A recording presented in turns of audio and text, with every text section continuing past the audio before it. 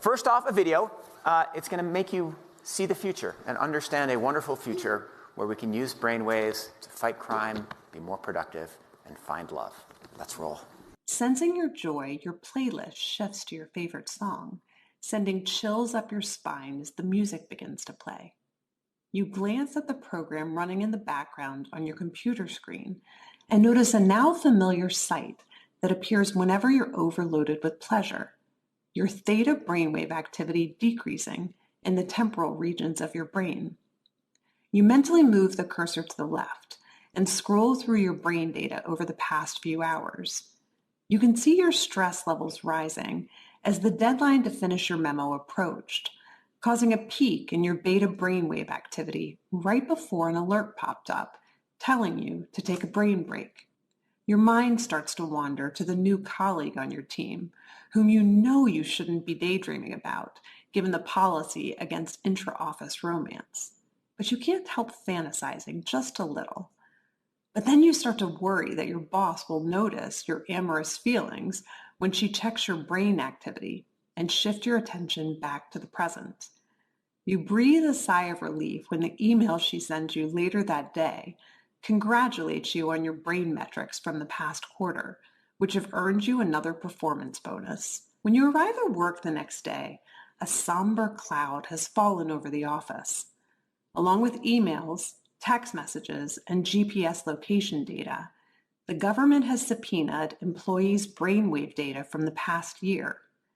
They have compelling evidence that one of your coworkers has committed massive wire fraud. Now, they're looking for his co-conspirators. You discover they are looking for synchronized brain activity between your coworker and the people he has been working with. While you know you're innocent of any crime, you've been secretly working with him on a new startup venture. Shaking, you remove your earbuds. What do you think? Is it a future you're ready for?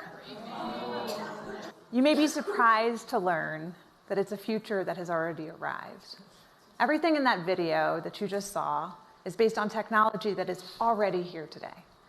Artificial intelligence has enabled advances in decoding brain activity in ways that we never before thought possible. After all, what you think, what you feel, it's all just data.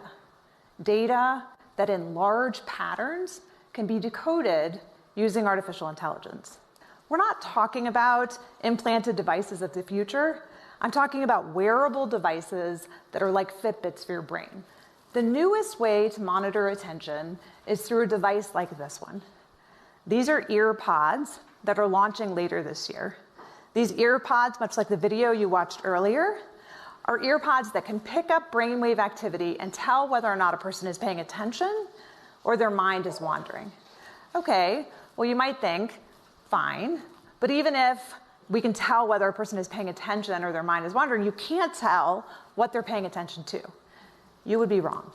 It turns out that you can not only tell whether a person is paying attention or their mind is wandering, but you can discriminate between the kinds of things that they're paying attention to.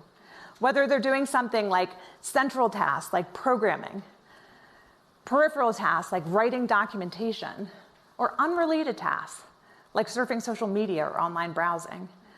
When you combine brainwave activity together with other forms of software and surveillance technology, the power becomes quite precise. So what do we do with this? What do we do with technology that enables us to monitor brainwave activity for attention? Do we embrace it? Do we resist it? I believe that there is a pathway forward with such technology. We might soon even use the technology to help people wake back up. This is a haptic scarf that MIT Media Lab has developed, which uses brainwave technology in a responsive way to give a person a little buzz, literally, when their mind starts to wander, to help them refocus and hone their attention. I'm giving you the positive use cases because what I don't want the reaction to be is, let's ban this.